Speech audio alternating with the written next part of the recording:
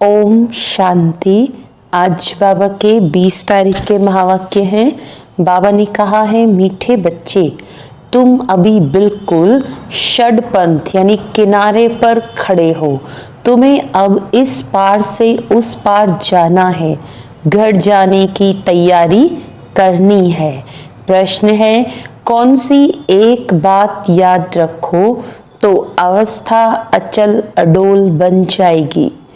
कौन सी एक बात याद रखो तो अवस्था अचल अडोल बन जाएगी। तो बाबा ने कहा, पास्ट इज पास्ट यानी बीती का चिंतन नहीं करना है, आगे बढ़ते जाना है। सदा एक की तरफ देखते रहो तो अवस्था अचल अडोल हो जाएगी। तुमने अब कलयुग की हद छोड़ दी, फिर पिछाड़ी की ओर क्यों देखते हो। उसमें बुद्धि जरा भी न जाए, यही है सूक्ष्म पढ़ाई। ओम शांति। दिन बदलते जाते हैं, टाइम पास होता जाता है। विचार करो, सतयुग से लेकर टाइम पास होते होते अभी आकर कलयुग के किनारे पर खड़े हैं। ये सतयुग त्रेता द्वापर कलयुग का चक्र भी जैसे कि मॉडल है। सृष्टि तो बड़ी लंबी चौड़ी है, उसके मॉडल रूप को बच्चों ने जान लिया है। आगे ये पता नहीं था कि अब कलयुग पूरा होता है, अब मालूम पड़ा है। तो बच्चों को भी बुद्धि से सतयुग से लेकर चक्र लगाए कलयुग के अंत में किनारे पर आकर ठहरना चाहिए, समझना चाहिए। टिक टिक होती रहती है, ड्रामा फिरता रहता है। बाकी क्या हिसाब रहा होगा, जरा सा रहा होगा। आगे पता नहीं था, अभी बाप ने समझाया है। बाकी कोना आकर रहा है। इस दुनिया से उस दुनिया में जाने का अभी बाकी थोड़ा समय है। ये ज्ञान भी अभी मिला है। हम सतयुग से लेकर चक्र लगाते लगाते अब कलयुग अंत में आकर पहुंचे हैं। अब फिर वापस जाना है। आने का और निकलने का गेट होता है ना, यह भी ऐसे है। बच्चों को समझाना चाहिए। बाकी थोड़ा किनारा है, ये पुरुषोत्तम संगम युग है ना, अभी हम किनारे पर हैं। बहुत थोड़ा समय है। अब इस पुरानी दुनिया से ममत्व निकालना है। अब तो नई दुनिया में जाना है। समझानी तो बड़ी सहज मिलती है, ये बुद्धि में रखना चाहिए। चक्र बुद्धि में फिरना चाहिए। अभी तुम कलयुग में नहीं हो, तुमने इस हद को छोड़ दिया है। फिर उस तरफ वालों को याद क्यों करना चाहिए, जबकि छोड़ दिया है पुरानी दुनिया को। हम पुरुषोत्तम संगम युग पर हैं, फिर पिछाड़ी में देखे भी क्यों। बुद्धि योग विकारी दुनिया से क्यों लगाएं। यह बड़ी सूक्ष्म बातें हैं। बाबा जानते हैं, कोई कोई तो रुपए से एक आना भी समझते नहीं हैं। सुना और भूल जाते हैं। तुमको पिछाड़ी तरफ नहीं देखना है, बुद्धि से काम लेना है ना। हम पार निकल गए, फिर पिछाड़ी में देखे ही क्यों। Past is past. बाप कहते हैं, कितनी महीन बातें समझाते हैं, फिर भी बच्चों का कांध पिछाड़ी में क्यों लटका रहता है। कलयुग तरफ लटका हुआ है। बाप कहते, कांध इस तरफ कर दो। वे पुरानी दुनिया तुम्हारे काम की चीज नहीं है। बाबा पुरानी दुनिया से वैराग्य दिलाते हैं। नई दुनिया सामने खड़ी है, पुरानी दुनिया से वैराग्य। विचार करो, ऐसी हमारी अवस्था है।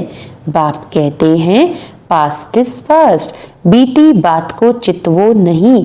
पुरानी दुनिया में कोई आश नहीं रखो। अब तो एक ही ऊंच आश रखनी है, हम चले सुखधाम। बुद्धि में सुखधाम ही याद रहना चाहिए। पिछाड़ी में क्यों फिरना चाहिए, परंतु बहुतों की पीठ मुड़ जाती है। तुम अभी हो पुरुषोत्तम संगम युग पर। पुरानी दुनिया से किनारा कर लिया है, ये समझ की बात है ना। कहाँ ठहरना नहीं है, कहाँ देखना नहीं है, बीती को याद नहीं करना है। बाप कहते हैं आगे बढ़ते जाओ, पिछाड़ी को नहीं देखो, एक तरफ ही देखते रहो, तब ही अचल स्थिर अडोल अवस्था रह सकती है। उस तरफ देखते रहेंगे तो पुरानी दुनिया के मित्र संबंधी आदि याद पड़ते रहेंगे। नंबरवार तो है ना, आज देखो तो बहुत अच्छा चल रहा है, कल गिरा तो दिल एकदम हट जाती है। ऐसी ग्रहचारी बैठ जाती है जो मुरली सुनने पर भी दिल नहीं होती। विचार करो, ऐसे होता है ना। बाप कहते हैं तुम अभी संगम पर खड़े हो तो रुख आगे रखना चाहिए, आगे है नई दुनिया, तब ही खुशी होगी। अब बाकी षडपंथ यानी बहुत समीप किनारे पर हैं। कहते हैं ना अभी तो अपने देश के झाड़ देखने में आते हैं, आवाज करो तो झट वह सुनेंगे। तो षडपंथ अर्थात बिल्कुल सामने है, तुम याद करते हो और देवताएं आ जाते हैं, आगे थोड़ी आते थे। सूक्ष्म वतन में ससुर घर वाले आते थे क्या, अब तो पियर घर और ससुर घर वाले जाकर मिलते हैं। फिर भी बच्चे चलते चलते भूल जाते हैं, बुद्धियों पिछाड़ी में हट जाता है। बाप कहते हैं तुम सबका ये अंतिम जन्म है, तुम्हें पीछे नहीं हटना है, अब पार होना है, इस तरफ से उस तरफ जाना है। मौत भी नजदीक होता जाता है, बाकी सिर्फ कदम भरना है। नाव किनारे पर आती है तो उस तरफ कदम उठाना पड़ता है ना। तुम बच्चों को खड़ा होना है किनारे पर, तुम्हारी बुद्धि में है आत्माएं जाती हैं अपने स्वीट होम। ये याद रहने से भी खुशी तुमको अचल अडोल बना देगी। यही विचार सागर मंथन करते रहना है। यह है बुद्धि की बात। हम आत्मा जा रही हैं, अब बाकी नजदीक षडपंथ पर हैं, बाकी थोड़ा समय है। इसको ही याद की यात्रा कहा जाता है। यह भी भूल जाते हैं, चार्ट लिखना भी भूल जाते हैं। अपने दिल पर हाथ रखकर देखो, बाबा जो कहते हैं कि अपने को ऐसे समझो हम नजदीक षडपंथ पर खड़े हैं, ऐसी अवस्था हमारी है। बुद्धि में एक बाबा ही याद हो। बाबा याद की यात्रा भिन्न भिन्न प्रकार से सिखलाते रहते हैं। इस याद की यात्रा में ही मस्त रहना है। बस अब हमको जाना है। यहाँ है सब झूठे संबंध, सच्चा सतयुग का संबंध है। अपने को देखो हम कहाँ खड़े हैं। सतयुग से लेकर बुद्धि में ये चक्र याद करो। तुम स्वदर्शन चक्रधारी हो ना। सतयुग से लेकर चक्र लगाए आकर किनारे पर खड़े हुए हो। षडपंथ हुआ ना। कई तो अपना टाइम बहुत व्यर्थ गंवाते रहते हैं। 5-10 मिनट भी मुश्किल याद में रहते होंगे। स्वदर्शन चक्रधारी तो सारा दिन बनना चाहिए, ऐसे तो है नहीं। बाबा भिन्न भिन्न तरीके से समझाते हैं। आत्मा की ही बात है।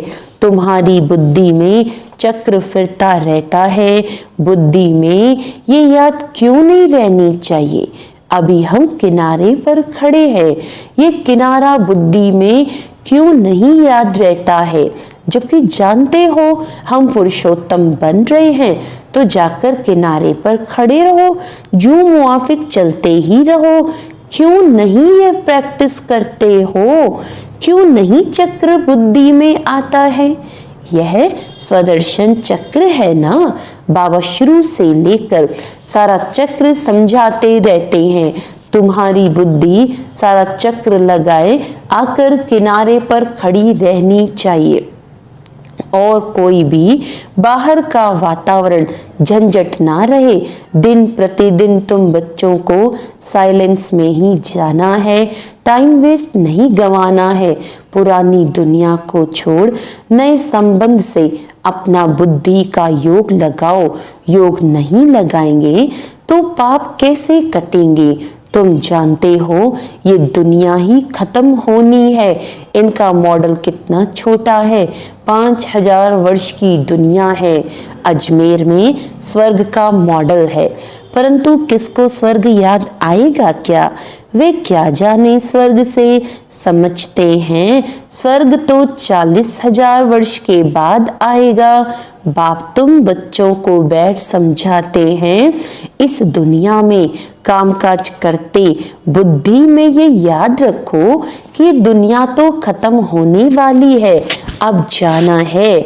हम पिछाड़ी में खड़े हैं, कदम कदम जू मिसल चलता है। मंजिल कितनी बड़ी है, बाप तो मंजिल को जानते हैं ना। बाप के साथ दादा भी इकट्ठा है, वह समझते हैं तो क्या ये नहीं समझा सकते? ये भी सुनते तो है ना। क्या ये ऐसे ऐसे विचार सागर मंथन नहीं करता होगा? बाप तुमको विचार सागर मंथन करने की पॉइंट सुनाते रहते हैं। ऐसे नहीं कि बाबा बहुत पिछाड़ी में हैं। अरे ये तो दुम लटका हुआ है, फिर पिछाड़ी में कैसे होगा? ये सब गुइये गुइये बातें धारण करनी है, गफलत छोड़ देनी है। बाबा के पास 2-2 वर्ष के बाद आते हैं। क्या ये याद रहता होगा कि हम नजदीक किनारे पर खड़े हैं, अभी जाना है? ऐसी अवस्था हो जाए तो बाकी क्या चाहिए? बाबा ने यह भी समझाया है, डबल सिरताज ये सिर्फ नाम है, बाकी लाइट का ताज कोई वहां रहता नहीं है। ये तो पवित्रता की निशानी है। जो भी धर्म स्थापक हैं उनके चित्रों में लाइट जरूर दिखाते हैं, क्योंकि वे वाइसलेस सत्व प्रधान हैं। फिर रजो तमो में आते हैं। तुम बच्चों को नॉलेज मिलती है, उसमें मस्त रहना चाहिए। भल तुम हो इस दुनिया में, परंतु बुद्धि का योग वहां लगा रहे। इनसे भी तोड़ तो निभाना है। जो इस कुल के होंगे वे निकल आएंगे। सैपलिंग लगना है। आदि सनातन देवी देवता धर्म वाले जो होंगे वे जरूर आगे पीछे आएंगे। पिछाड़ी में आने वाले भी आगे वालों से तीखे जाएंगे। ये पिछाड़ी तक होता रहेगा, वे पुरानों से तीखे कदम बढ़ाएंगे। सारा इम्तिहान है याद की यात्रा का। भल देरी से आए हैं, याद की यात्रा में लग जाएं और सब धंधा दोरी छोड़ इस यात्रा में बैठ जाएं। भोजन तो खाना ही है, अच्छी रीति याद में रहे तो इस खुशी जैसी खुराक नहीं, यही तात लगी रहे। अभी हम जाते हैं, 21 जन्मों का राज्य भाग्य मिलता है। लॉटरी मिलने वालों को खुशी का पारा चढ़ जाता है ना। तुमको बहुत मेहनत करनी है, इसको ही अंतिम अमूल्य जीवन कहा जाता है। याद की यात्रा में बहुत मजा है। हनुमान भी पुरुषार्थ करते करते स्थैर्यम बनाना, भंबोर को आग लगी, रावण का राज्य जल गया। यह एक कहानी बना दी है। बाप यथार्थ बात बैठ समझाते हैं। रावण राज्य खलास हो जाएगा। स्थैर्यम बुद्धि इसको कहा जाता है। बस अब षटपंथ है, हम जा रहे हैं।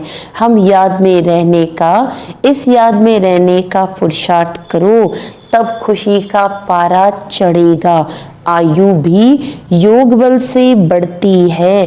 तुम अभी दैवी गुण धारण करते हो, फिर वह आधा कल्प चलती है। इस एक जन्म में तुम इतना पुरुषार्थ करते हो, जो तुम जाकर ये लक्ष्मी नारायण बनते हो, तो कितना पुरुषार्थ करना चाहिए। इसमें गफलत वह टाइम वेस्ट नहीं करना चाहिए। जो करेगा सो पाएगा। बाप शिक्षा देते रहते हैं। तुम समझते हो कल्प कल्प हम विश्व के मालिक बनते हैं। इतने थोड़े टाइम में कमाल कर देते हैं, सारी दुनिया को चेंज कर देते हैं। बाप के लिए कोई बड़ी बात नहीं, कल्प कल्प करते हैं। बाप समझाते हैं, चलते फिरते खाते पीते अपना बुद्धि योग बाप से लगाओ। यह गुप्त बात बाप ही बच्चों को बैठ समझाते हैं। अपनी अवस्था को अच्छी रीति जमाते रहो, नहीं तो ऊंच पद नहीं पाएंगे। तुम बच्चे नंबरवार पुरुषार्थ अनुसार मेहनत करते हो, समझते हो अभी तो हम किनारे पर खड़े हैं। हम पिछाड़ी में क्यों देखें, आगे कदम बढ़ते रहते हैं। इसमें अंतर्मुखता बहुत चाहिए, इसीलिए कछुए का भी मिसाल है। ये मिसाल आदि सब तुम्हारे लिए है। सन्यासी तो हैं ही हठ योगी, वे तो राजयोग सिखला न सके। वो लोग सुनते हैं तो समझते हैं ये लोग हमारी इंसल्ट करते हैं, इसीलिए ये भी युक्ति से लिखना है। बाप बिगर राजयोग कोई सिखला न सके। इनडायरेक्ट बोला जाता है तो ख्याल न हो, युक्ति से चलना होता है ना। जो सर्प भी मरे लाठी भी ना टूटे। कुटुंब परिवार आदि सबसे प्रीत रखो, परंतु बुद्धि का योग बाप से लगाना है। तुम जानते हो हम अभी एक की मत पर हैं, यह है देवता बनने की मत। इसको ही अद्वैत मत कहा जाता है। बच्चों को देवता बनना है। कितना बार तुम बने हो, अनेक बार। अभी तुम संगम युग पर खड़े हो, यह अंतिम जन्म है। अब तो जाना है, पिछाड़ी में क्या देखना है। देखते हुए फिर भी अपनी अडोलता में तुम खड़े रहो। मंजिल को भूलना नहीं है। तुम ही महावीर हो जो माया पर जीत पाते हो। अभी तुम समझते हो हार और जीत का ये चक्र फिरता रहता है। कितना वंडरफुल ज्ञान है बाबा का। ये पता था क्या कि अपने को बिंदी समझना है। इतनी छोटी सी बिंदी में सारा पाठ नूंदा हुआ है जो चक्र फिरता रहता है। बहुत वंडरफुल है। वंडर कह छोड़ना ही पड़ता है। अच्छा, मीठे मीठे सिकिलदे बच्चों प्रति माता पिता बाप दादा का याद प्यार और गुड मॉर्निंग। रूहानी बाप की रूहानी बच्चों को नमस्ते। हम रूहानी बच्चों की रूहानी बाप दादा को याद प्यार, गुड मॉर्निंग, नमस्ते नमस्ते नमस्ते जी। धारणा के लिए मुख्य सार है, पीछे मुड़कर नहीं देखना है। किसी भी बात में ठहर नहीं जाना है।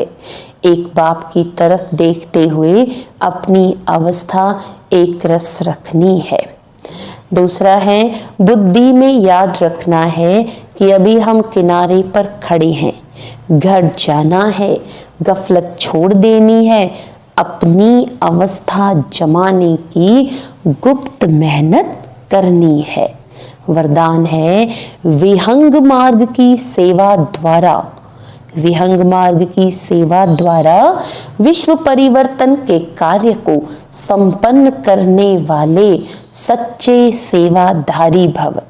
विहंग मार्ग की सेवा करने के लिए संगठित रूप में रूप और बसंत, इन दो बातों का बैलेंस चाहिए, यानी ज्ञान और योग। जैसे बसंत रूप से एक समय पर अनेक आत्माओं को संदेश देने का कार्य करते हो, ऐसे ही रूप अर्थात याद बल द्वारा, श्रेष्ठ संकल्प के बल द्वारा विहंग मार्ग की सर्विस करो। इसकी भी इन्वेंशन निकालो। साथ साथ संगठित रूप में दृढ़ संकल्प से पुराने संस्कार, स्वभाव, पुरानी चलन के तिल व जौ यज्ञ में स्वाहा करो। तब विश्व परिवर्तन का कार्य संपन्न होगा अथवा यज्ञ की समाप्ति होगी।